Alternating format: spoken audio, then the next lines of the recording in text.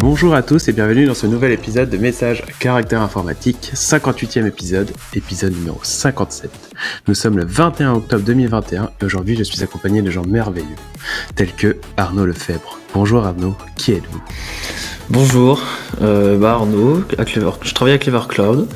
Désolé, je range mon câble Ethernet. Et je fais dans la boîte beaucoup d'ops et également un peu de développement sur la partie service qu'on propose. Pulsar, Jenkins, Elastic, etc. Voilà. Je suis également accompagné de Pierre-Antoine Grégoire, alias The Pag. Bonjour Pierre-Antoine, qui êtes-vous ? Bonjour Florentin Dubois, je suis Pierre-Antoine Grégoire et je suis happening permanent chez Clever Cloud et je fais des trucs sur des VM, sur des conteneurs et puis plein d'autres choses joyeuses et amusantes. Et enfin, du coup, nous avons la chance de recevoir un invité de prestige, Jean-Michel Ledoux.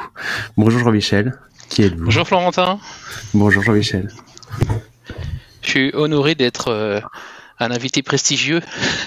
Je suis Jean-Michel Ledoux, je suis CTO chez Oxiane Luxembourg, donc ça vous donne une petite idée de là où je travaille, pas de là où je vis, parce que je suis frontalier, comme Pierre-Antoine d'ailleurs. Donc je vis en France, je travaille au Luxembourg, et j'ai une deuxième casquette, je suis aussi CTO du groupe Oxiane, donc des 4 entités qui composent le groupe. J'ai une passion pour le développement depuis que je suis tout petit, ado, parce qu'à l'époque, les premiers micro-ordinateurs, j'ai commencé avec un Commodore 64. À une époque où on avait 64K de mémoire, l'unité de stockage c'était une cassette audio, vous savez. Puis après j'ai découvert au fur et à mesure la disquette 5 pouces 1 quart au format boîte de Josette 1,5 kg. Après j'ai eu un Amiga, la disquette 3 pouces et demi, une révolution. Mon premier disque dur, 10 mégas, le bout du monde, le roi du monde plutôt à l'époque. C'était lourd, non, en plus ils étaient assez gros, non Ils étaient assez gros et surtout très chers. Ouais. Très très chers pour 10 mégas. Mais ouais. C'était quand même... Et puis, un peu par la force des choses, j'ai commencé à avoir un PC, un portable, enfin à l'époque un transportable, un 386 SX en fonte massif, très lourd aussi. Il était transportable. Et puis bon, j'ai eu différents PC. J'ai eu l'occasion d'expérimenter un certain nombre de langages. Je faisais du basique et de l'assembleur sur Commodore 64. J'ai fait du C et de l'assembleur sur 68000, sur Amiga 500 et 1200. Et puis quand je suis passé côté PC, j'ai commencé à utiliser différents langages de l'époque qui étaient un peu à la mode. Visual Basic, NSDK, des choses comme ça. Et puis un jour, j'ai découvert Java à une version 1.0. À une époque où il y avait 6 packages, ou probablement que la chose la plus intéressante, et c'était révolutionnaire pour l'époque, c'était, vous savez, une petite balle qui rebondit dans une applet. Alors évidemment, maintenant ça fait sourire, surtout que les applets ont eu une très mauvaise réputation, mais à l'époque, il faut s'imaginer qu'on devait être en HTML2, il n'y avait pas encore de tableau, les gifs animés étaient payants, donc on est sur quelque chose d'un peu révolutionnaire, et du coup j'ai commencé à regarder un peu Java avec des choses qui peuvent paraître un peu rigolotes aujourd'hui ou bizarres, mais Java était gratuit. En tout cas, le JDK était gratuit, ce qui n'est pas anodin, parce qu'à l'époque, tous les IDE étaient payants. Alors maintenant, on a beaucoup d'IDE, au moins 3, presque même 4, pour gratuit, très bon pour faire du développement en Java, mais à l'époque, ils étaient tous payants. À une époque où c'était Visual Café, Visual Edge for Java, JBuilder, pour ceux qui ont connu, ils étaient tous payants. Et donc, moi, j'ai commencé à faire du Java avec des choses sympas qu'on faisait dedans. Alors, pas forcément faciles, mais syntaxiquement faciles, comme les threads, les applets, des trucs sympas. Et puis, j'ai continué à utiliser Java. J'en ai connu toutes les versions, jusqu'à la version 17, qui est sortie le mois dernier. Dont nous allons parler prochainement, dans quelques J'imagine. Et du coup, j'ai commencé à prendre des notes sur ce que je faisais. Et puis, c'était une époque aussi qui était moins répandue que maintenant. J'avais un site web perso. Vous savez, le genre de truc, à l'époque, c'est pareil, tout le monde n'en avait pas. Et puis un jour, mon hébergeur, il m'a envoyé un joli mail en me disant on a un souci avec votre site, il y a trop de bandes passantes. Alors ils m'ont dit gentiment, on a quand même regardé le contenu, hein, évidemment. Il n'y a rien d'illégal, vous savez, d'un peu olé olé, genre vidéo, qui pourrait attirer un peu ou justifier cette bande passante. Ouais. Mais ils m'ont quand même dit, voilà, il faut que vous réduisiez la bande passante. Et à ce moment-là, j'ai commencé à m'intéresser au nombre de visiteurs que j'avais sur mon site. Et c'est là que j'ai vu que j'en avais beaucoup. à une époque aussi où j'ai assisté à mon premier Devox à Anvers, où j'ai rencontré Antonio Goncalves, enfin toute l'équipe du Paris Jug. Bon, ça m'a permis de me rendre compte que j'étais un petit peu connu par rapport à ce que je faisais sur cette activité de rédaction et de diffusion d'informations, que j'ai continué depuis. J'ai fêté le 20e anniversaire l'année dernière. Alors souvent on me dit tu ne publierais plus rien actuellement. C'est pas que j'ai arrêté, c'est que je me suis fixé un objectif pour ce 20e anniversaire. Comme tout bon projet informatique, j'ai un peu de mal à arriver à maintenir les charges et les délais, vous savez. Dans les temps. Mais je désespère pas. J'ai presque un an de retard quand même. Ça commence à faire beaucoup de retard. Mais je travaille sur une prochaine version qui contiendra plein de choses. Mais en même temps, c'est l'année Covid. Elle ne compte pas. Du coup, c'est quoi? C'était à 19. Ouais, elle compte pas. Ouais, mais le temps passe quand même, tu sais, même si elle compte pas. C'est ça. Avec quand même, du coup, je vous donne la primeur. Je voudrais atteindre les 4000 pages. Allez, C'était l'objectif sur les 20 ans. Ce teasing. Parce que pour préciser, pour des gens qui ne le sauraient pas, donc tu as fait la première grosse doc francophone publique ouverte sur Java, qui n'est pas une doc officielle ou un bouquin officiel qui viendrait de, alors j'allais dire Oracle à l'époque de Sun ou choses comme ça. Donc c'était une doc faite par un passionné et intégralement en français, ce qui était quasi inédit et quasiment la seule et la plus complète à l'époque. Pour l'avoir compulsé moi-même. Ouais, c'est vrai que je suis un peu connu dans le monde francophone, dans le monde anglophone beaucoup moins. D'ailleurs, souvent on me dit tiens, t'as pas envie de le traduire? Non, je pense pas. Puis je verrais pas l'utilité parce qu'effectivement en anglais il y a énormément de documentation. Et puis effectivement traduire 3600 pages. Pour les 40 ans. C'est ça, oui. Mais du coup pas en anglais, dans une autre langue. On verra à ce moment-là. Et donc ça, plus un certain nombre d'autres activités. En 2014, j'ai été élu Java champion. Félicitations. Moi, je sais jamais ce que c'est. Est-ce que tu peux l'expliquer? Parce que j'ai jamais vraiment compris ce que c'était. Enfin, c'est une espèce de compétition qu'il y a. Non, c'est pas du tout une compétition. Okay, c'est un programme qui a été initié à l'époque par Sun, qui est sponsorisé par Oracle, mais Oracle n'intervient pas dans le. Il assure la logistique et les quelques goodies que l'on reçoit quand même, parce qu'on a quand même un peu de goodies. En fait, c'est d'autres Java champions qui soumettent quelqu'un pour ses contributions à la communauté. Il y a tout un ensemble, il y a 5 critères. Donc il y a un dossier à monter pour justifier. Alors, il y a 5 critères: contribuer à un projet open source, ça peut être éducatif, participer à des conférences, enfin globalement participer pas forcément de manière code, puisque moi ça a été plutôt documentaire, mais de contribuer à l'investissement et à la promotion de Java dans la communauté. Bien sûr, okay. Et en fait, il y a un vote qui est fait par les autres Java champions. Alors pour quelqu'un comme moi qui était plutôt connu francophone, mais pas forcément très connu par les anglophones, c'est pas forcément toujours facile. Donc il y a un vote qui est fait, un vote assez sévère parce que tout vote négatif c'est refusé. Donc c'est rédhibitoire, donc c'est quand même assez élitiste. Et donc il y a une discussion et il y a un vote. Et à l'issue du vote, si on est élu, on reçoit un joli mail de la part de quelqu'un de chez Oracle qui vous indique que voilà, on a été nominé et élu Java champion, parce que c'est une élection, donc c'est pas une compétition, c'est pas, il n'y a pas un quiz à passer, c'est plus une reconnaissance de l'investissement qui a été fait dans la communauté. D'accord. En effet, moi je croyais que c'était à travers une conférence ou un événementiaire, mais du coup ça n'a rien à voir. D'accord. Non, c'est champion dans le sens le héros ou celui qui vient mettre en avant le sujet, quoi. C'est pas le copain Java. C'est pas tout à fait la même chose, mais un équivalent, ça serait les MVP chez Microsoft, par exemple. Ok.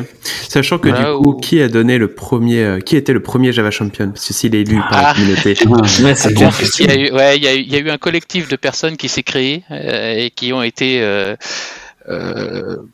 désignés entre eux Java champion, puis après ça, oui effectivement, il n'y a pas une racine, il n'y a pas une personne, parce que sinon il aurait été tout seul à soumettre et à voter. Donc j'espère qu'il aurait été d'accord avec lui-même. Et puis après, il y a certaines personnes qui ont eu ce titre. Je pense à James Gosling notamment, il l'a eu pour tout ce qu'il a fait de manière honorifique. Mais ouais, c'est une élection et ça se défend âprement. D'accord. J'ai Il gagne soumis toujours aujourd'hui. personne, j'en ai un qui a pas été élu malheureusement. Donc c'est tout le monde, tous ceux qui sont proposés ne sont pas. C'est pas l'école des fans. D'accord. Pas Donc en fait, il y forcément en a un par an. Ou c'est- Non, il y en a, c'est ça comme ça. dépend, mais il y en a une petite vingtaine par an. Au niveau D'accord, mondial. Hein. ok. Et ça continue encore aujourd'hui, quoi. Ah oui, ça continue Ok, encore. Oui, oui, oui. Ça marche. Ça roule. Au niveau français, il y en a une vingtaine actuellement. D'accord. Petite Et je vous vingtaine. propose de continuer sur la suite. Parce que c'est, on a Vas-y. quand même des liens à discuter, parce que sinon on s'en sortira jamais. On a une bonne présentation de l'invité là. On est bien. On est bien. On est bien. Petite subtilité, on va tenter un nouveau format dans l'épisode du MASI, message à caractère informatique. On va essayer de faire un seul épisode. On va tourner en une seule fois 2 épisodes. On espère que ça va vous plaire. On va essayer de voir si au niveau de temps et tout, c'est pas mal. Si vous avez des conseils ou des retours à nous faire, n'hésitez pas sur Twitter, en commentaire de la vidéo et tout. On se fera un plaisir de lire vos commentaires et d'adapter le format en fonction de vos retours. Et du coup, on va commencer tout de suite en parlant du sujet fourni par The Pag. Et je te laisse l'annoncer. C'est un sujet parfaitement inédit que j'ai complètement inventé. C'est la sortie des nouveaux modèles de Mac, de MacBook Pro en l'occurrence, et du coup des processeurs qui vont avec, c'est-à-dire les processeurs N1 Pro et N1 Max pour le dire à l'anglo-saxonne. Donc pour ceux qui n'avaient pas suivi, donc le switch, faut quand même l'avoir loupé, mais on sait jamais. Il y a eu un switch assez récent d'Apple sur les devices portables, on va dire, pour l'instant, donc sur les MacBook et sur les tablettes, si je ne m'abuse, une nouvelle gamme de processeurs basés sur l'architecture ARM, et notamment un processeur qui est le processeur M1, qui a une architecture assez révolutionnaire et surtout des performances assez bluffantes par rapport à la consommation qu'ils ont. C'est plus qu'un processeur en fait. Oui, c'est justement ça. C'est Ouais. ça, Ce qui est assez inédit, c'est qu'en fait, ils ont embarqué à l'intérieur d'un chipset, ils ont embarqué plusieurs CPU, plusieurs GPU, plusieurs processeurs qui servent à de l'intelligence artificielle ou à de l'analyse statistique, selon comment on le présente, et en plus des buffers de mémoire partagés à l'intérieur de ce même chipset, ce qui fait que il y a beaucoup moins d'allers-retours à faire sur la carte mère pour les traitements qui cumulent et du GPU, du CPU ou qui doivent passer de l'un à l'autre. Donc c'est extrêmement performant. Après c'est du ARM avec les avantages et inconvénients de ARM. Là en l'occurrence plutôt des avantages vu la nature de l'architecture. Comme souvent avec Apple, c'est très optimisé pour leur propre hardware et tout ce qui est autour. C'est-à-dire que ça va dans des cartes mères Apple spécifiques qui sont Après, c'est une grande force fine-tunées, d'Apple, quoi. pour le coup. Ouais, c'est ça. C'est l'intégration, sachant que là, ils ont un truc qu'ils ont rajouté, qu'ils ont appris notamment par rapport au premier M1, c'est qu'ils avaient de mémoire sur le premier M1, ils avaient 8 cœurs CPU et 4 cœurs GPU, ou 2 fois moins. Et il se trouve que sur les nouveaux, ils ont changé le ratio, c'est plus 1 pour 2, c'est 1 pour 4. Ce qui fait que du coup, maintenant, tu as 8 cœurs CPU et 2 cœurs GPU. Ouais, Et pourquoi du coup? Et parce qu'en fait, je pense qu'ils ont dû se rendre compte qu'ils devaient pas taper assez dans le GPU, et du coup, ça servait à potentiellement à rien qu'ils en embarquent autant. Et du coup, ils ont préféré gagner la puissance de calcul sur les autres tâches, quoi. Ouais. Et donc là, on est maintenant donc sur les nouvelles architectures qui viennent avec, enfin les nouvelles architectures, les nouvelles machines qui sont livrées avec. On a des machines qui montent, on a un MacBook Pro 16 pouces avec de la mémoire qui monte jusqu'à 64 Go. Enfin, les gens qui se plaignaient que ça aille pas au-delà de 16 vont être ravis, ils vont pouvoir démarrer plein de VM sur leur machine. Ça coûte cher, mais ouais, ça coûte très très cher. Honnêtement, c'est très cher. Alors, ce qui est intéressant pour ceux qui sont intéressés par cette archi, c'est que graduellement, ça va faire baisser aussi le prix des M1. En l'occurrence, que ce soit au marché de l'occasion ou au marché neuf. Hein. Donc maintenant, il y a une gamme quand même assez vaste. Et quand on regarde d'ailleurs les combinatoires, alors je vous laisserai aller regarder parce que j'ai pas encore très bien compris la combinatoire, mais je crois qu'il y a jusqu'à 17 options différentes entre les M1 Pro, M1 et M1 Max. Et le nombre de GPU, CPU et comment s'appelle le troisième, je sais plus comment il l'appelle. Je sais plus, j'ai pas le... et la mémoire unifiée qu'il y a dedans, et ainsi de suite. Donc, il y a plein de combinatoires qu'on peut choisir. Quand on arrive sur la commande, en fait, quand on veut choisir son modèle, on a vraiment beaucoup d'options, sans compter tout ce qui va autour. Et dans les nouveaux modèles, par contre, ils ont droppé, donc les nouveaux 14 pouces et 16 pouces, ils ont droppé la touch bar, qui est parfois détestée, parfois adorée, laisse rarement indifférente. Mais en tout cas, je dirais qu'elle est mal aimée. Elle est mal aimée, c'est bien dit. Et ils ont droppé la touch bar, mais ils ont, pour le coup, donc il y a beaucoup plus de mémoire et puis il y a plus de ports de connectivité disponibles, ports HDMI, des choses que les gens ils ont un peu plus écouté le feedback des utilisateurs que dans la dernière release, et ce qui est pas trop mal. Maintenant, c'est vrai qu'au niveau prix, on est quand même sur des choses assez ils ont rajouté une encoche surtout. Et le notch. Alors évidemment, j'ai obligé de le mentionner, ouais, c'est ça, mais. On en parlait justement cet après-midi. C'est une news qui a fuité à la toute dernière minute, c'est que sur les écrans de MacBook, tu as une petite notch comme sur les iPhones, et notamment l'iPhone X, le tout premier à avoir cette feature. Alors là, je suis largué, je ne sais pas du tout de quoi tu parles. Bah, tu sais, parfois sur les téléphones, en haut, il y a une espèce de petite encoche qui regroupe, j'imagine, la caméra et peut-être les trois autres services. Et peut-être une petite encoche au milieu, en haut. Et ils ont mis la même chose en fait sur les Mac. Ah d'accord, ok. Donc en fait, la caméra est pas au-dessus de ta barre d'écran, elle bouffe sur ton espace d'écran légèrement. Ouais, j'imagine, ouais. D'accord, ok. Avec une caméra 1080p maintenant, apparemment. Eh ben, j'avais loupé ça, comme quoi j'avais regardé ça de loin, moi, sur le côté processeur et tout ça. Moi, sur Twitter, j'ai vu que ça. C'est vrai. Je voyais tous les gens qui disaient, oh bah c'est quoi encore ça? Les gens sont vraiment... C'est la guerre pour avoir les écrans avec le moins de bords possible sur les côtés. Ouais. Et ça, c'est assez agréable pour le coup. Tu utilises un Mac, toi, Jean-Michel, ou du matériel Apple? Non, pas du tout. Par contre, ce que je trouve intéressant par rapport à cette annonce, quand ils sont passés sur M1, c'est que moi j'ai connu une époque, à l'époque où j'étais sur Amiga, où Apple avait, c'était pas du tout une architecture Intel, enfin PC pour faire PC dans du brossé. C'était du 68000 avec du SCSI. Donc effectivement, on pouvait justifier un prix plus élevé parce qu'on avait des performances sur le processeur 68000 ou les dérivés, et sur le SCSI qui était plus bien meilleur, donc ça justifiait le prix. Apple est passé à un moment donné sur une architecture PC, avec de l'alu brossé et puis joli logo, et c'est vrai qu'on pouvait se demander, hormis l'OS, qui pouvait être à l'époque plus stable que Windows peut-être, la justification du prix et le fait qu'il retourne sur une architecture qui est plus une architecture de PC, moi je trouve ça plutôt intéressant.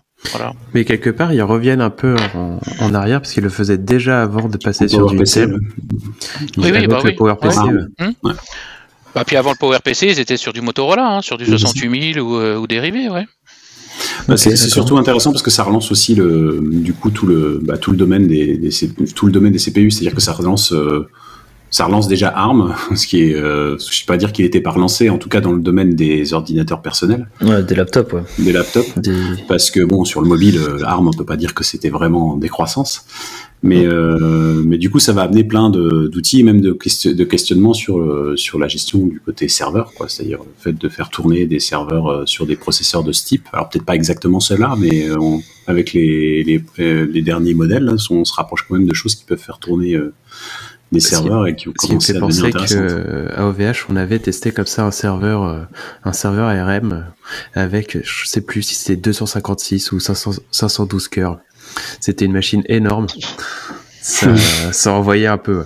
Ouais. C'était assez intéressant à voir parce que du coup, tu faisais du traitement en parallèle, t'essayais de binder à chaque process à un cœur et de fournir au maximum. Mais en tout cas, il y a des chances que ces archis ou les chipsets vont commencer à rassembler plus de choses de manière agrégée. Je pense qu'il va y avoir beaucoup d'évolutions dans ce sens d'une manière ou d'une autre parce que ça augmente les perfs drastiquement tout en diminuant la consommation relative à ces performances, et ça c'est vraiment intéressant.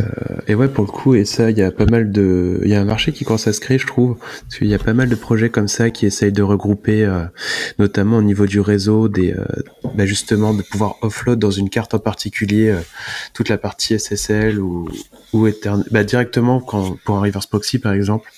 On a tout le TLS qui est directement géré dans le même type de puce au niveau de la carte Ethernet, ce qui fait que tu fais rien en fait d'un point de vue de reverse proxy, tu as déjà ton trafic qui est déchiffré et tout par ta carte, et c'est assez fabuleux, quoi. Et en parlant de reverse proxy et de web. Pardon, Jean-Michel, tu veux dire quelque chose? J'ai tenté un enchaînement. Comme tu disais, désolé. Je garde en tête. Je laisse enchaîner. Comme tu disais, Pierre-Antoine, ça va aussi stimuler la concurrence qui vivait un peu sur ses acquis parce qu'il avait un peu une position dominante, Intel pour ne pas le citer, et c'est vrai que ça va probablement les inciter à, comme toute concurrence, aller booster un petit peu et puis à innover aussi probablement, au moins pour revenir aux mêmes choses, puis AMD aussi, oui évidemment. X86-64 et compagnie quoi. Exactement. Avec peut-être des nouveaux sets d'instructions. On va savoir. Et du coup, pour faire une sans transition, pardon, le lien suivant fourni par Arnaud. Peux-tu nous en parler du coup? Oui, tout à fait.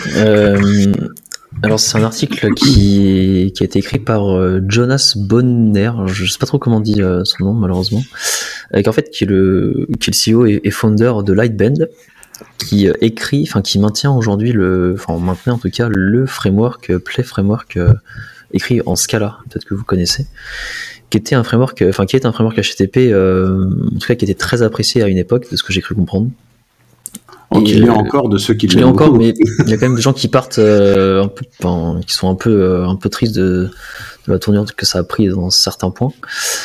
Et en tout cas, cette personne du coup indique en fait que Lightbend, du coup la boîte en fait qui payait en fait certaines personnes à travailler sur le projet qui est complètement open source, mais qui le maintenait principalement, vont arrêter en fait de le maintenir et le reverser à la communauté et faire en sorte que la communauté en fait reprenne le relais plutôt que ce soit eux qui aient quelqu'un à chaque fois. Donc ils citent plusieurs raisons relatives à ça, mais au final moi je trouve ça, je sais pas, un peu triste, et d'un autre côté c'est peut-être aussi un second souffle pour le projet, je sais pas. Alors il y a une chose que j'ai pas regardé, en fait Play Framework à l'époque, au départ c'était en Java, et en fait ça avait été créé par Guillaume Bort qui je me souviens qu'à l'époque dans les conférences, Play prenait une place démesurée parce qu'il y avait énormément de conf autour, puis il y avait le début de Scala en effet qui est venu après quand il y a eu Play 2, et comme ça a fait du Scala, du coup les deux se sont un peu montés, c'était devenu le framework officiel. Mais Guillaume Bort, au départ, il avait fait en partant de Ruby on Rails, et il avait essayé de reporter un peu l'expérience de Ruby on Rails dans Java, c'est-à-dire avec cette espèce de boucle de feedback permanente par le biais du browser quand on développe. Donc on fait une erreur et l'erreur apparaît directement dans la page qu'on est en train de faire, et puis toutes ces notions de record, d'active record, de choses comme ça, enfin plein de choses qui venaient vraiment de Ruby on Rails mais en Java, et c'était assez révolutionnaire, et ça allait toujours rester d'une certaine manière parce qu'il n'y a pas eu énormément de remplacement de ça dans ce mode de développement, en tout cas dans le monde Java, j'entends.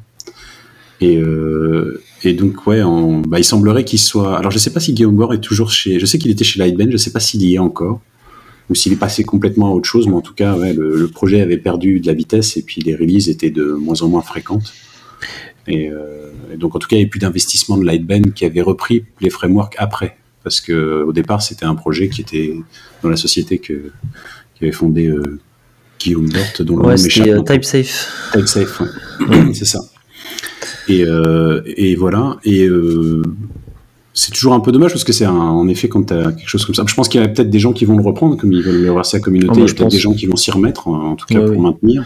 Mais c'est sûr qu'il ne va pas y avoir une énorme dynamique pour un Play Framework 3 en tout cas. Et pour une personne qui n'est pas trop de communauté Scala, TypeSafe et TapLevel, c'est deux entités séparées, ce sont les mêmes communautés? Je crois que c'est pas la même boîte. J'avoue que je suis pas trop non plus dans l'univers Scala encore trop, mais il me semble que c'est pas la même la même boîte. Pour moi, dans mon souvenir, je suis en train de vérifier en même temps que je vous le dis, parce qu'il me semble que Guillaume Bort et Sadek Droby à bord, ils étaient associés chez Singularity, et c'est seulement après qu'ils sont passés chez TypeSafe qui faisait Scala, et c'est TypeSafe qui est devenu Lightbend. Ça, c'est le souvenir que j'ai. Donc, s'il y a des gens, si vous avez des remarques, n'hésitez pas à nous envoyer des commentaires ou des insultes gentilles en nous disant c'est pas ça du tout, vous vous trompez. Et puis, si jamais vous êtes Guillaume Bort ou Bord, d'ailleurs, je suis peut-être en train d'écorcher son nom, ou c'est avec Dorby, et que vous avez envie de venir nous parler, n'hésitez pas, on peut refaire l'historique du projet. On peut refaire un épisode spécial. Mais dans tous les cas, c'était vraiment, enfin, c'est toujours un projet intéressant et une manière de développer assez amusante. Et c'était un des premiers frameworks à ramener les acteurs et AK.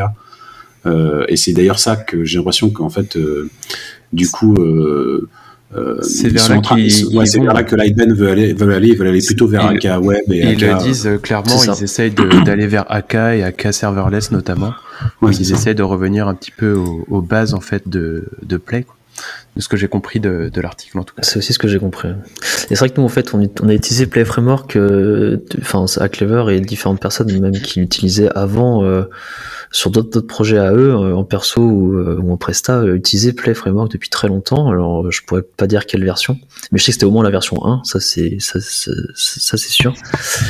Et en fait nous, le logiciel nous a quand même vachement bien servi parce que même aujourd'hui on a encore pas mal d'applications en Play Framework qui sont en prod, quoi. Donc mine de rien, on va suivre tout ça avec attention, quoi.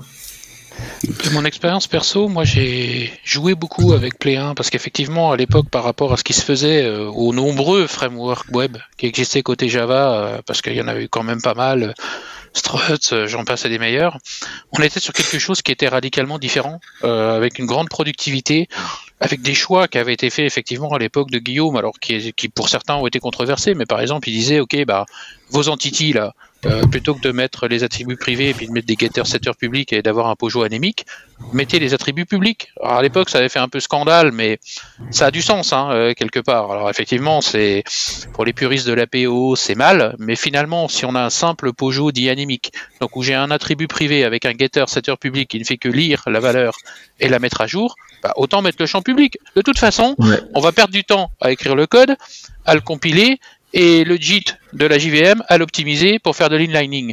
Alors c'est vrai qu'il y avait certains principes comme ça, et c'était très productif. Moi, alors c'est mon avis perso, je veux pas troller, mais le passage quand ils sont passés à Play 2 et à Scala, je pense qu'ils ont réduit la population cible, parce que déjà Scala est probablement moins accessible, plus puissant sûrement, mais moins accessible à un développeur qui a déjà fait du Java. Et puis après, effectivement, je pense qu'ils ont introduit dedans, ils ont quitté un petit peu la simplicité, ce qui faisait un peu la partie très productive. On pouvait très rapidement développer un site web en Play 1, en Java.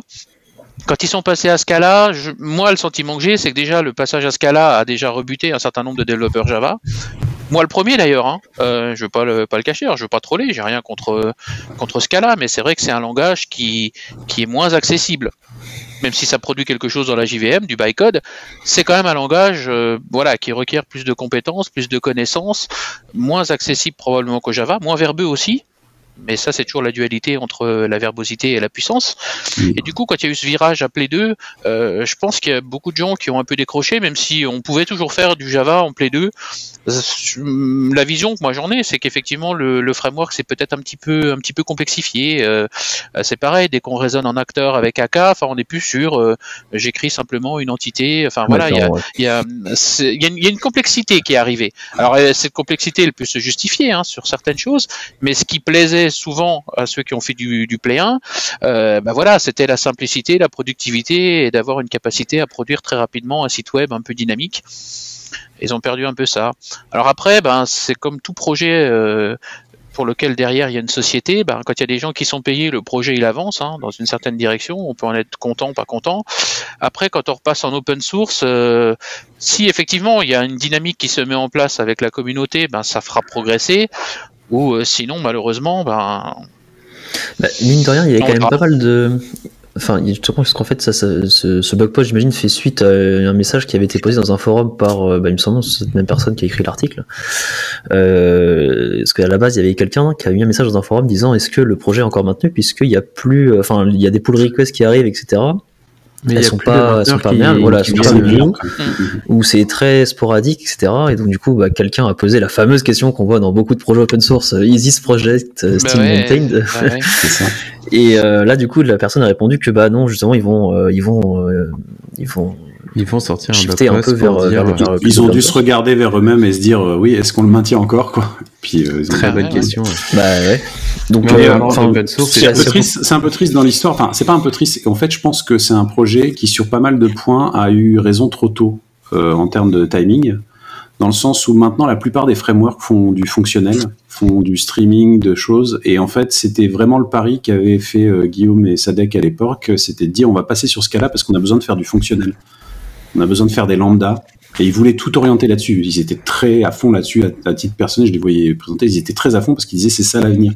Et ils ont probablement raison, dans le sens, ils ont eu probablement raison, parce que la plupart des frameworks web maintenant sont basés sur des lambdas, sur de streaming de données ou sur des choses comme ça. C'est des choses qui sont venues maintenant dans Java.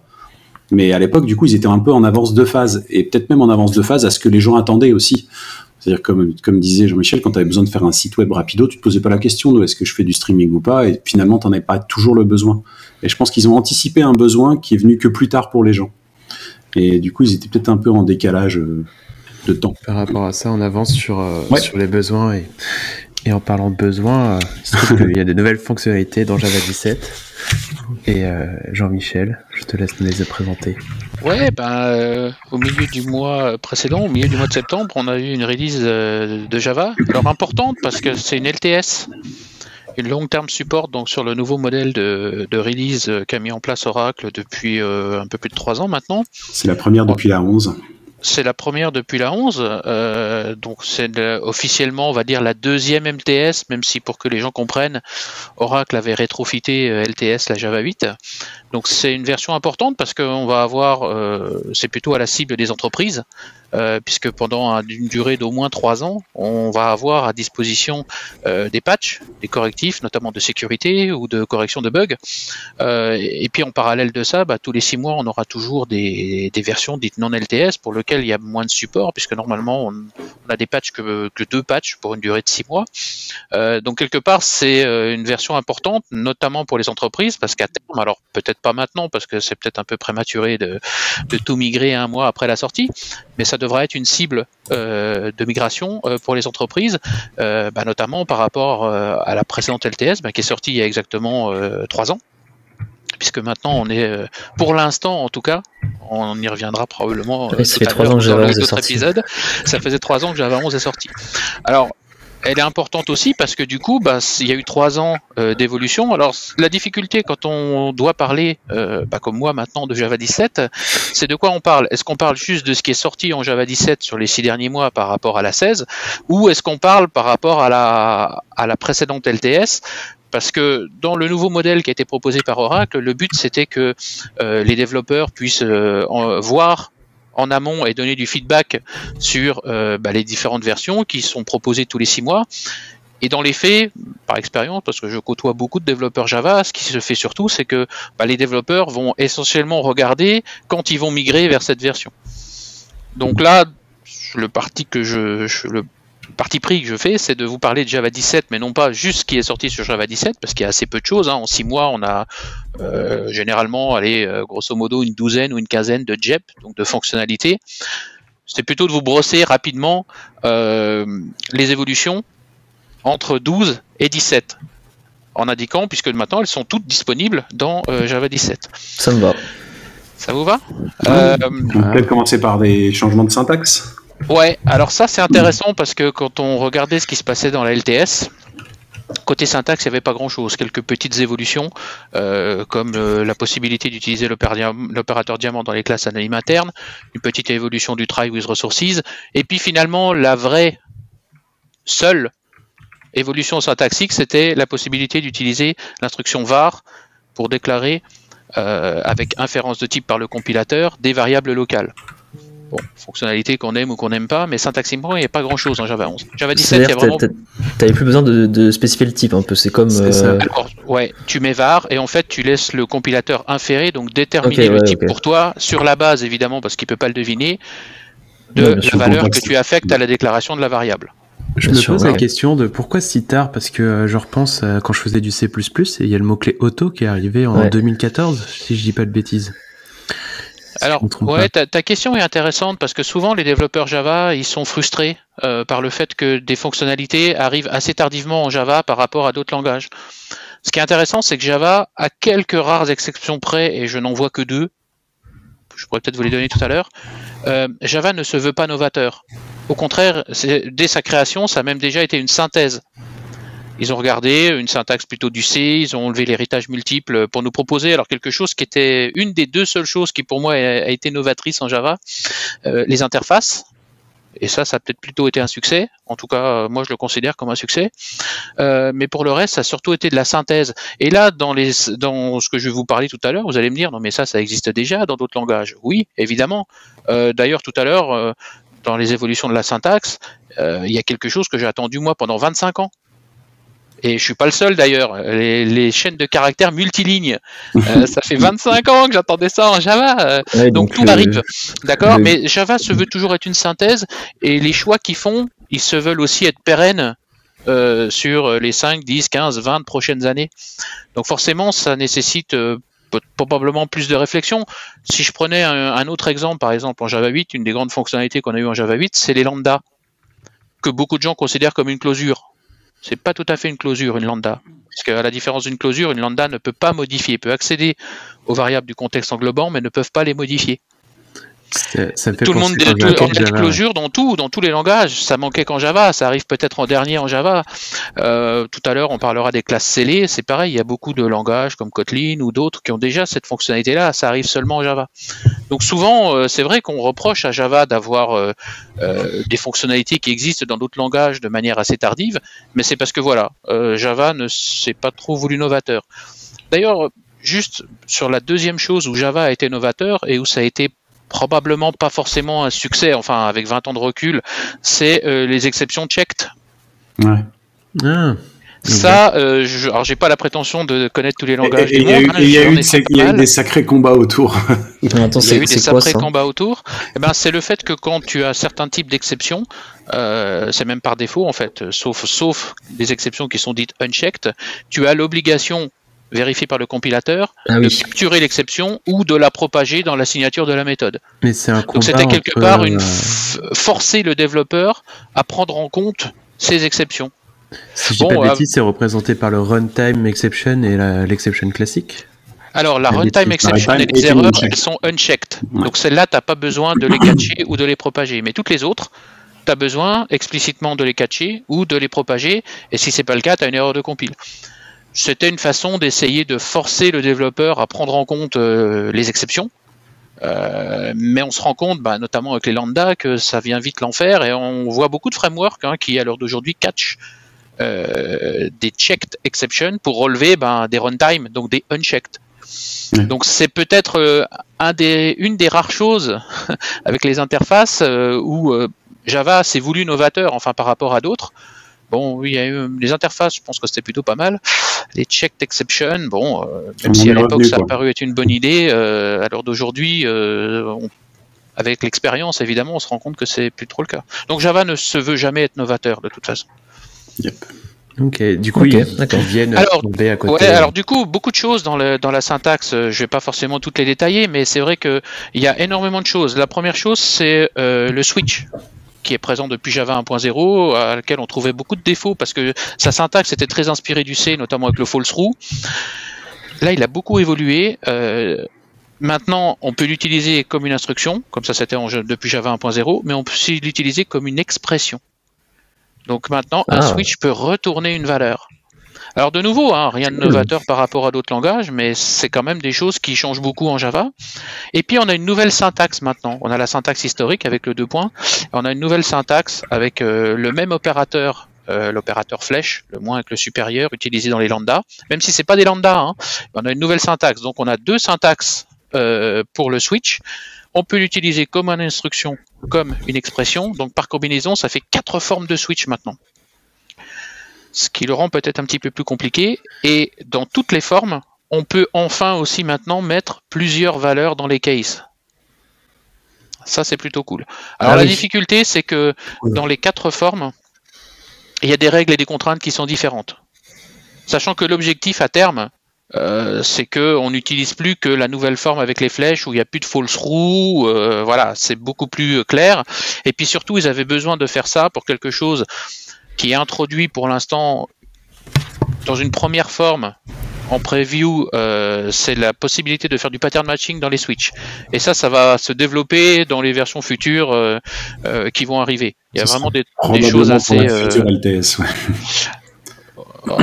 Faut espérer. Peut-être avant, je sais pas, on verra. Probablement avant, oui, mais en tout cas en LTS, ce sera pas. Ouais. Bon, LTS, oui, ça devrait y être, ouais.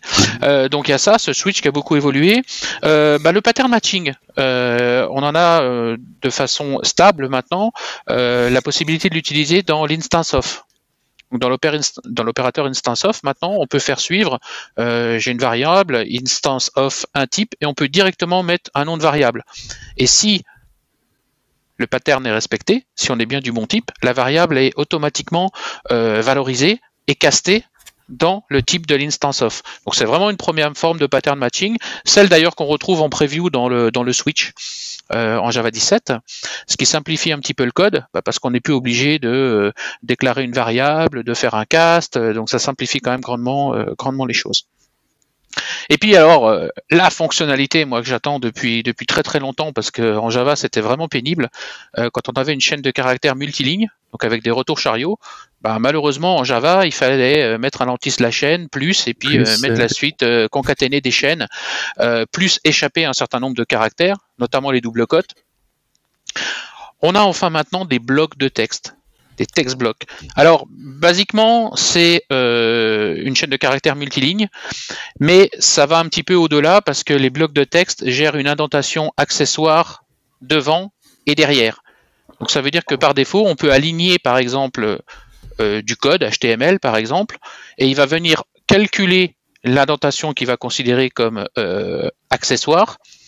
Donc, chercher le premier caractère qui soit pas quelque chose qui soit considéré comme un espace ou le délimiteur qu'on va utiliser pour fermer ce bloc de texte, et il va les enlever en fait. Et en fait, tout ça, c'est du sucre syntaxique. Le compilateur va générer comme si on l'avait écrit en Java. Ça reste comme beaucoup de fonctionnalités à l'heure d'aujourd'hui qui sont introduites dans la syntaxe depuis Java 5. On continue à compiler du bytecode comme on le faisait en 1.4. C'est juste que syntaxiquement, c'est beaucoup plus sympa pour nous, parce que par exemple, si on a du code HTML avec des variables, des valeurs d'attributs, on n'a plus besoin d'échapper, on peut indenter et on n'est plus obligé de concaténer des chaînes, de mettre des anti-slash, des choses comme ça. Ça c'est vraiment agréable, plutôt... Ah ouais. Après, ça, honnêtement, je pense que c'est une des features les plus attendues des gens qui donnent des formations ou qui font des démos ou qui sont speakers. Après, pour du code de production, c'est plus rare que tu aies vraiment à faire des chaînes multilignes.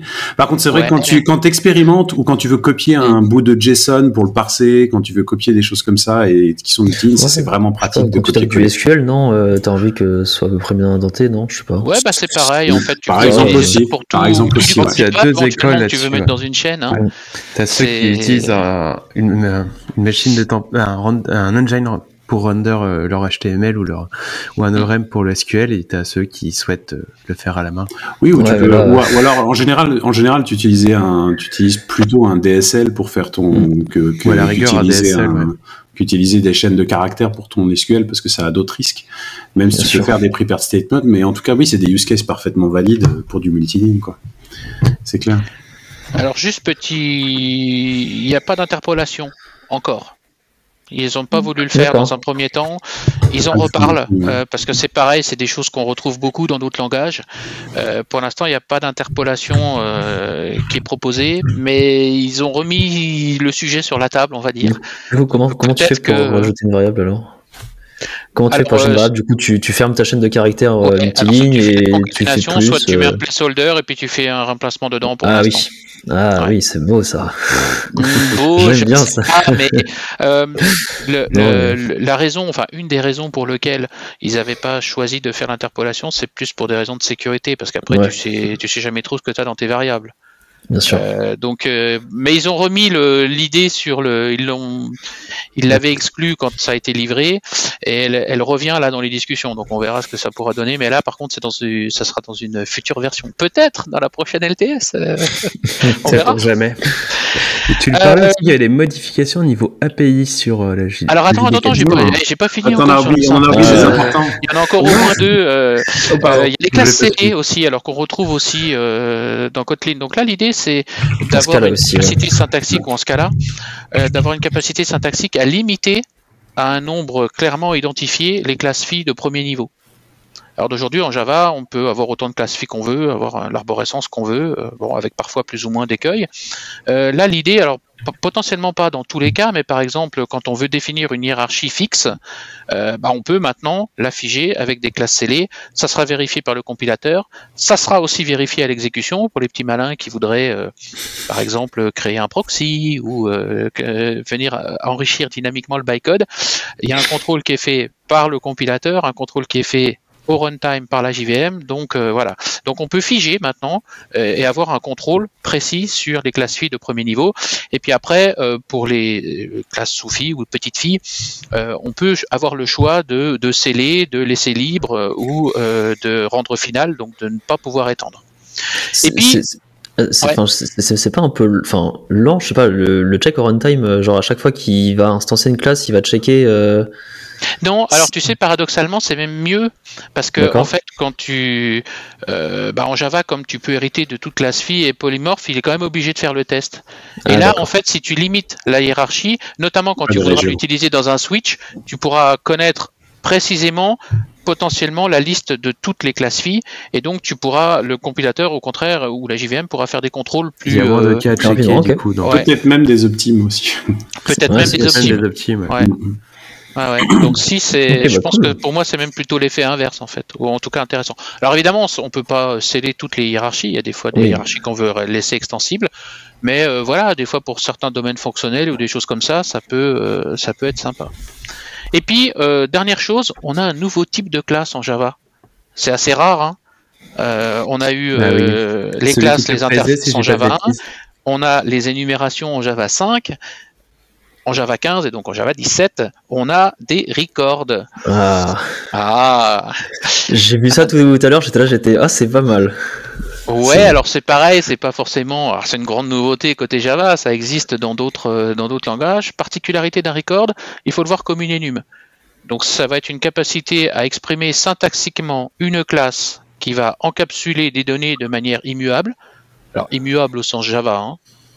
D'accord. Si vous encapsulez, si vous encapsulez dans ce record un objet mutable, cet objet reste mutable. Il n'y a pas de garantie. Comme en JavaScript, c'est référence à la place. Comme en JavaScript, dans mon tableau, tu peux quand même le modifier, quoi. C'est la notion d'immutabilité. On est d'accord.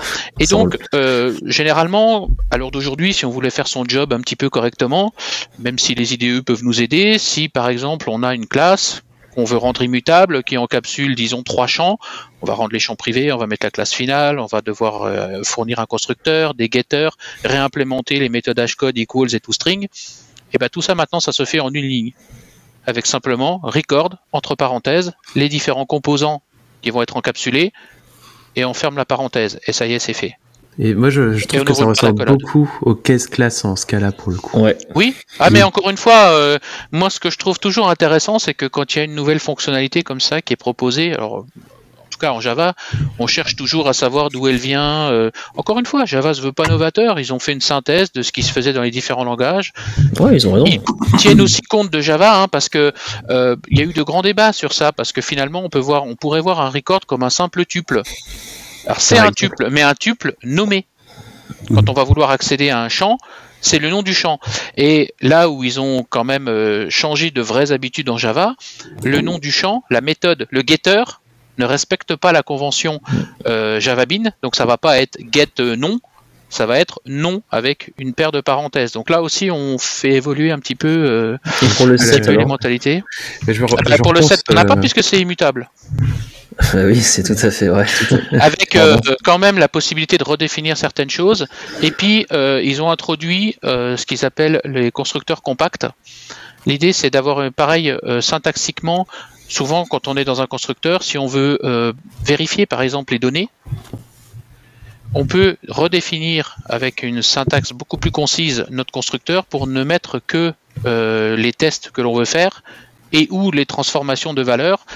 Et ce qui va être intéressant aussi, parce que c'est quelque chose qu'on pourrait voir arriver dans les futures versions de Java, la sérialisation des records est aussi beaucoup plus intéressante, parce que la sérialisation pose beaucoup de problèmes de sécurité en Java, parce qu'à l'heure d'aujourd'hui, ils invoquent le constructeur par défaut, et puis ils viennent mettre des champs, ceux qui sont dans le format sérialisé, par introspection dans la valeur. Là, au niveau des records, C'est Le le record, directement la compilation. passera par le compilateur, par le constructeur. Donc si on a fait des contrôles, on a moins ce risque d'avoir des valeurs qui pourraient potentiellement être erronées. Donc ça, c'est plutôt C'est pas sympa. mal. Ok. Alors j'avais une autre question sur les records, je suis désolé, mais est-ce que ça veut dire que maintenant une variable que tu instancies du coup avec une classe qui est record, on va dire, est-ce que tu as besoin maintenant de la nommer final? Je sais pas si je suis clair. C'est du type Alors, mot-clé nommer, non. final du coup. Alors attention, parce que final, si tu mets final sur une classe, ça empêche juste de créer une classe fille. Là, implicitement. Non, pas sur la classe, pardon. Tu sais que parfois, sur les quand propriétés. tu fais une variable, genre, non, je même pas, mais tu sais, tu fais genre final string ma variable égale Ouais, ma ça string. veut Quoi, juste tu vois. dire que tu pourras pas venir changer la valeur ou la référence, puisqu'une référence est une valeur. Alors d'une manière, oui, mais là, du coup, c'est encapsulé dans un record. Ouais, du coup, t'en as plus besoin. T'en as plus besoin. Ok. Parce que, Par contre, si tu veux pas que quelqu'un change le pointeur vers ton record, là, tu le mets final. Oui, tu peux le mettre final. Ouais. L'intérêt de ça, c'est que avant, pour faire ça, il fallait définir une classe avec 50 bonnes lignes de code. Et alors, on peut me dire, oui, mais effectivement, votre IDE préféré, il pouvait vous générer tout ça. Et il y Le a des projets constructeur, comme le Longbox, getter, par tout ça. exemple. Il y avait Longbox. Alors, c'est vrai que souvent, les gens disent, ah, bah, c'est la fin de Longbox. C'est quand même pas tout à fait vrai parce que Longbox offre plus de choses. Mais c'est vrai qu'une partie de Longbox, maintenant, bah, finalement, oui, il peut être intégré. Mais encore pas tout à fait parce que quand tu mets un add data, c'est pas immutable ce que tu fais. Il te génère des setters. Puis Longbox sera quelque pas part, fini. Longbox, cette partie de la fonctionnalité de Longbox sera pas terminée tant que les gens seront pas en 17 aussi. En Oui. plus, ne Aussi. serait que ça. Et puis Longbox, il offre aussi d'autres choses. Donc c'est pas forcément la fin complètement de Longbox. Donc voilà, ça fait partie des choses sympas parce que maintenant on a une ligne, on peut très facilement avoir une classe qui encapsule des attributs de manière immuable. Et au lieu d'avoir à lire 50 lignes de code, alors même en diagonale pour se rendre compte que c'est une classe immutable, là dès qu'on a un record, on sait tout de suite qu'on est sur quelque chose d'immutable. Enfin en tout cas immutable au sens Java. Ok. Et bah, c'est plutôt agréable comme chose. Donc beaucoup de choses dans la C'est du syntaxe cycle syntaxique, ouais. de Java 17. Et bah, c'est cool, justement, c'est je cool. refais ma transition de tout à l'heure et il se trouve qu'il y a Les aussi des API. changements au niveau des API. Ouais, alors ce coup-ci en termes d'API, il y a un peu moins de choses. Hein. On peut pas tout miser. Et, dans Java 17, il y a beaucoup de choses sur la syntaxe. Quelques petits trucs quand même sur les API.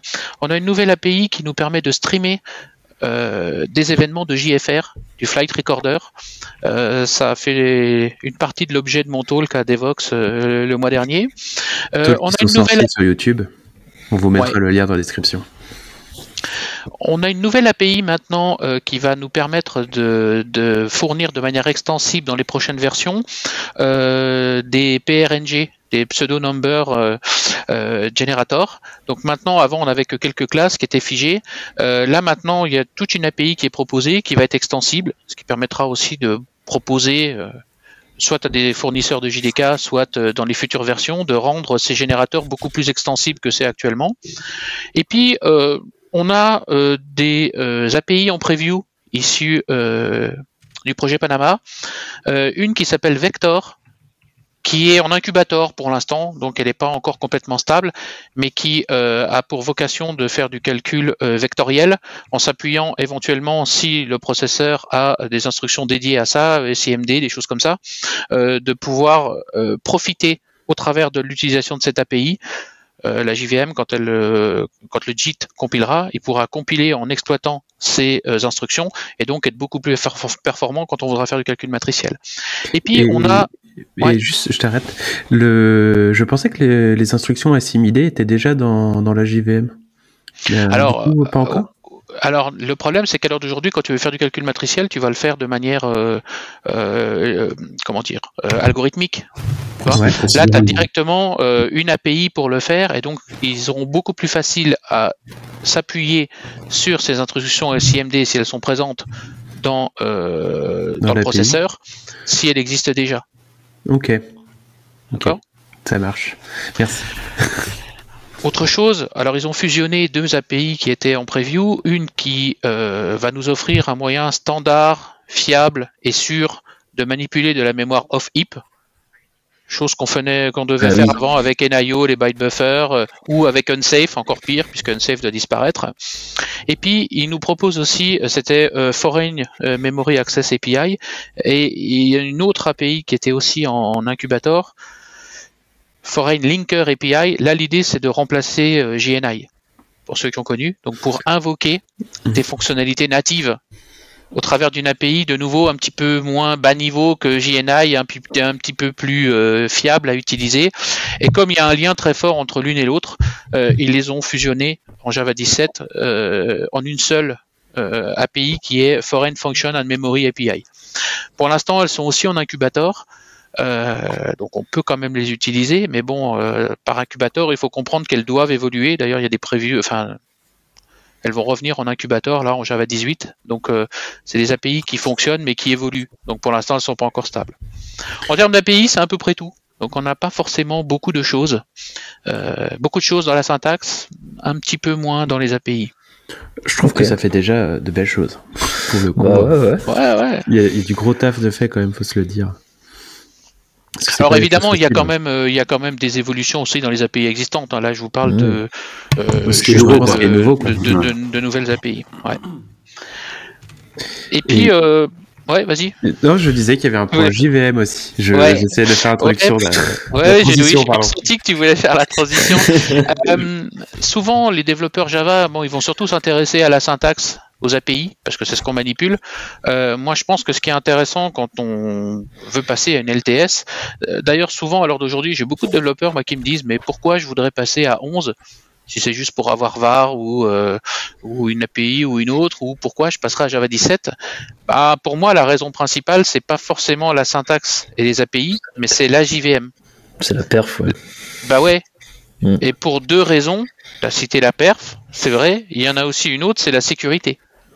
Parce que, indépendamment, au-delà du simple syntaxe et API, la JVM progresse en termes de performance dans les fonctionnalités qu'elle nous propose, nouvelles fonctionnalités ou des améliorations existantes, et puis la sécurité. Et donc pour moi, si vous cherchez un argument pour passer à Java 11 ou à Java 17, il faut pas forcément aller chercher côté syntaxe ou API. Moi j'ai connu une époque où c'était intéressant de migrer de Java parce qu'on avait des fonctionnalités. Tiens, je veux faire du REST. Tiens, je veux faire de l'XML. Ça nous forçait un petit peu. C'était surtout les fonctionnalités API qui nous forçaient à passer à une version de Java. Et là, c'est vrai qu'avec 11 et 17, peut-être que les développeurs ont moins d'arguments. Le bon argument, c'est performance et sécurité. Surtout que normalement, les ops, ils devraient entendre ça. Normalement. Clairement. Ah oui. Dans la JVM, il y a vraiment plein de choses intéressantes. On a deux nouveaux ramasse-miettes. Shenandoah et ZGC, concurrents, un fourni par Red Hat, l'autre fourni par Oracle, respectivement, des ramasse-miettes qui gèrent des gros heaps. ZGC, en Java 17, il va jusqu'à 16 Tera de heap.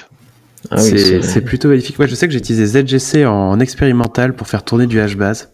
Ouais. Je peux vous avouer que c'était assez épique parce qu'il fallait utiliser une JVM, la JVM 11 pour faire tourner d'un projet compilé avec le JDK 8. Ne serait-ce que ça, c'est assez drôle. Faut bien checker le changelog et voir modifier le code. Et à partir de là, on a eu quelques bugs entre guillemets où la VM crash, on ne sait pas pourquoi. Et là, où le GC ne passe plus. Et du coup, on voit direct, selon les graphes, une belle courbe où tu sens que ça leak et le GC n'est plus là. Et là, le killer qui passe, c'est... ZGC ou Shenandoah, ils ont bien progressé, parce que maintenant ils sont stables, donc ils sont Avant, c'était expérimental. C'était expérimental.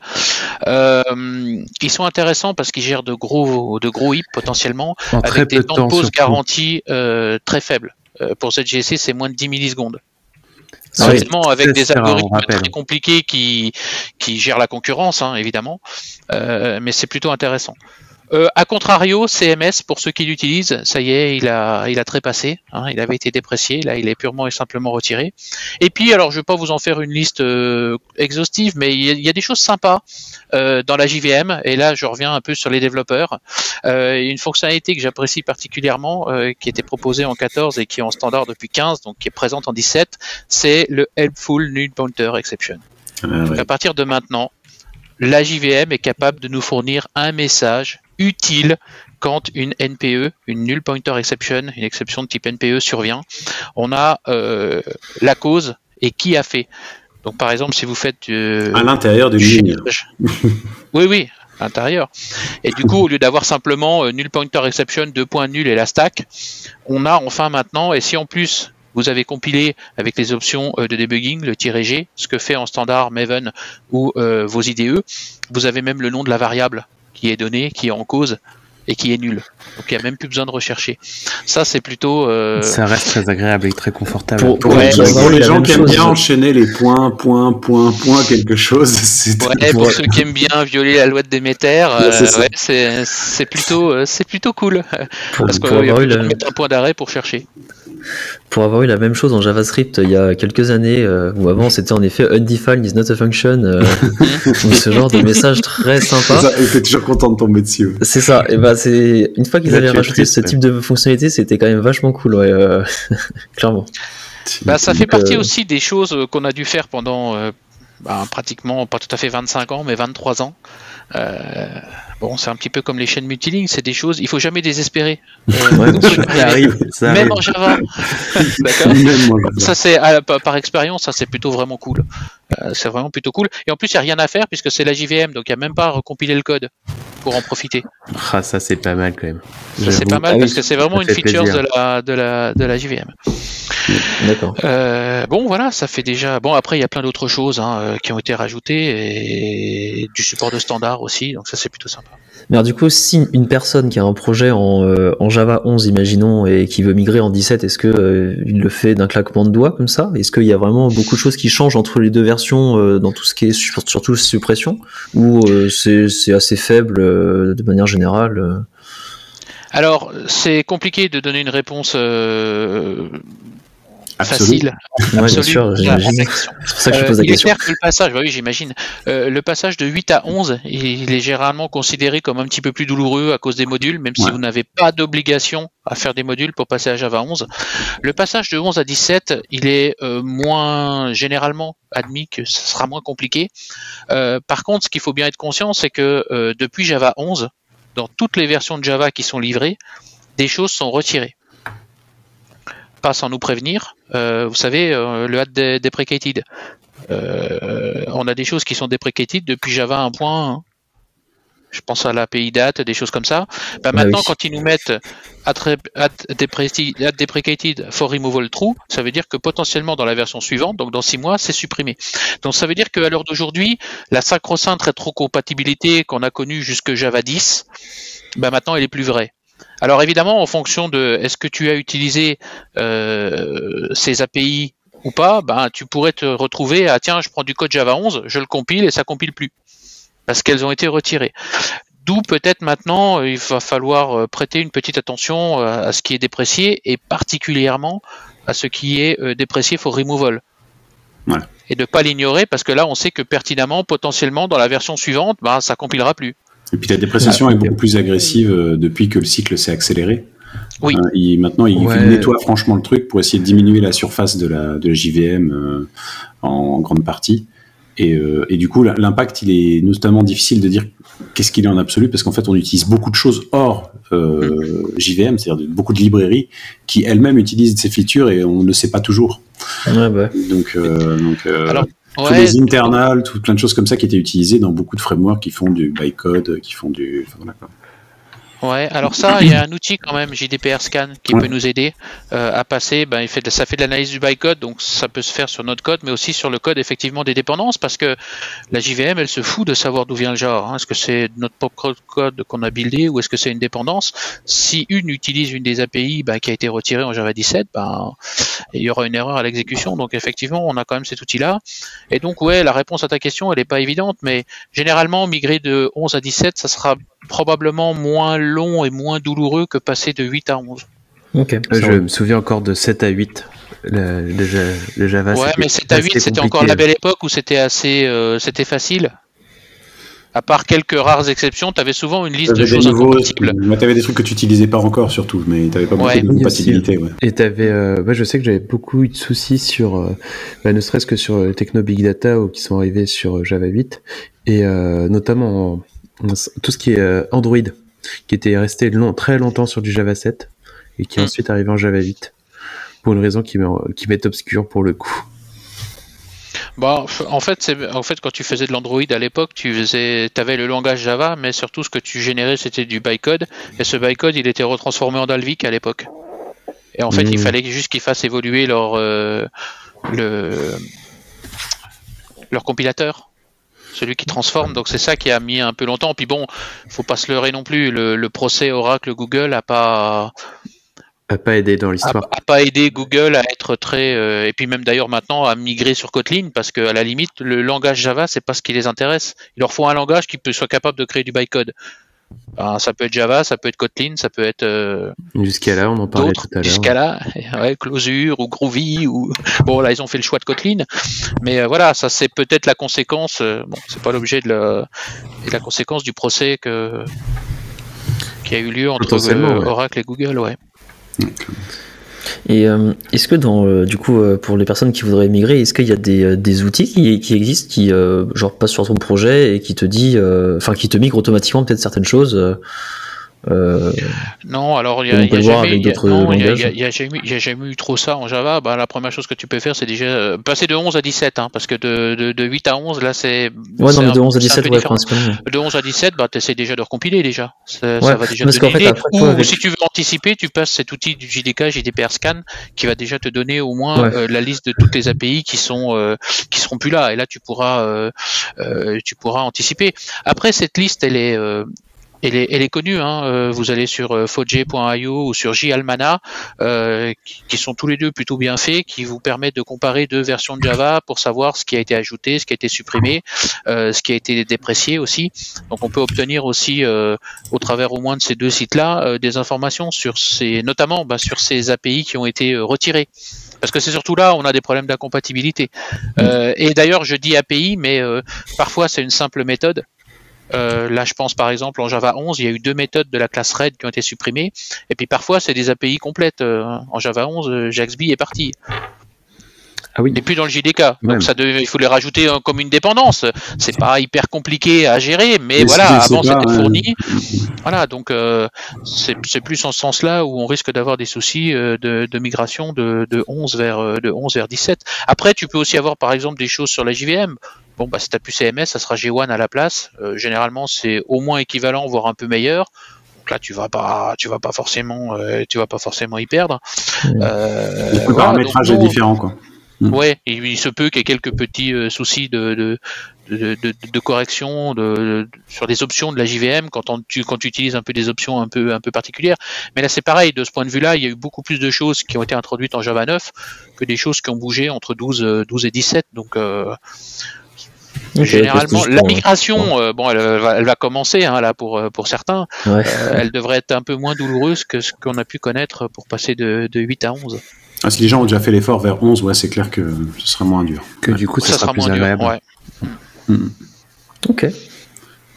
Après, ce qui risque d'arriver beaucoup pour finir sur ce point migration, c'est qu'à l'heure d'aujourd'hui, il n'y a encore pas une majorité qui sont en 11.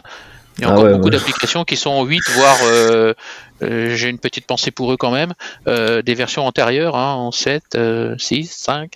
Ce qui est clair, c'est que comme toute migration, plus on va attendre, plus le saut sera grand. Et d'ailleurs, petit aparté pour ceux qui feront le saut 8 à 17, même si vous ne l'envoyez pas en prod, faites une étape vers 11.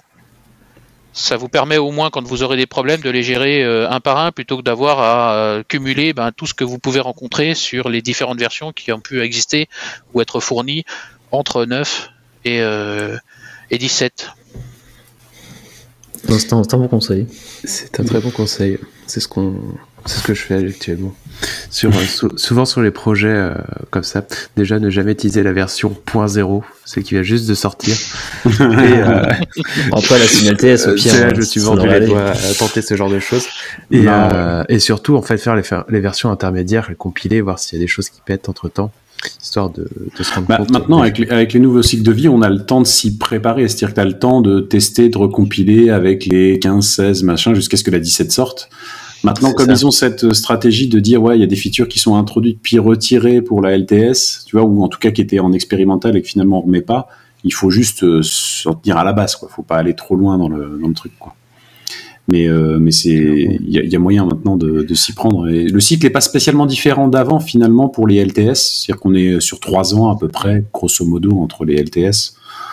Donc il y a le temps de se retourner, mais c'est vrai que sauter 2 LTS comme sauter 2 versions majeures avant, il y a toujours un impact. C'est comme un OS, hein. Ouais. Je vous laisse imaginer si on passe de Windows 8 à Windows 11. Bon, même si sur un OS il y a encore beaucoup de choses qui restent compatibles, mais bon, en termes d'interface, tout ça, il y a quand même pas mal de choses qui changent. C'est toujours pareil quand on fait le grand saut, hein. Yep. C'est clair. Effectivement. Et sur ce, je pense qu'on va terminer le premier épisode de ce soir. Mais on va vous retrouver dans un instant. Pour vous, une semaine de décalage. Mais juste avant, on va introduire une musique que Jean-Michel nous a fournie. Est-ce que tu veux bien nous donner les détails dessus ? Oula, je suis pas Plein de mal détails, du tout. Plein de détails. Plein de Quand on m'a dit tu viens parler de Java, j'ai dit ouais, chouette. Et puis là, on a commencé à me dire faut que tu choisisses une musique. Oula, ça a été beaucoup plus compliqué pour moi. Donc j'ai choisi quelque chose alors qui est pas forcément en lien direct avec Java, mais c'est la musique du film Back to the Future. Avec la DeLorean. Antoine est en train de la montrer à la caméra. Pour faire un petit clin d'œil à tous les gens qui regardent. À tous les développeurs Java qui vont passer à migrer dans un futur, j'espère, plus ou moins proche. D'accord. Donc ouais, j'ai choisi parce qu'il en fallait une. Et puis pas parce que j'aime bien ce film. Il est cool. Ouais, j'adore la scène. La trilogie est quand même mythique. Ouais, voilà. J'adore la scène où ils sont sur la scène, sur le concert, et puis t'as Marty, c'est ça Marty, qui arrive et qui commence à jouer Johnny B. Good. Et du coup, je vais vous jouer un bon vieux rock, bien rétro. Bien rétro quand même, mais ça n'existe pas. Et du coup, il joue du Johnny B. Good et son cousin, justement, tend le téléphone à Johnny B. Good. La personne qui a écrit Johnny B. Good. Ouais. Yep. Et ça, c'est très très fun. Et sur ce, c'est la fin du premier épisode. Je vous souhaite une très bonne semaine. J'espère que vous avez passé du bon temps avec nous. Puis on se revoit dans quelques instants ou une semaine pour vous.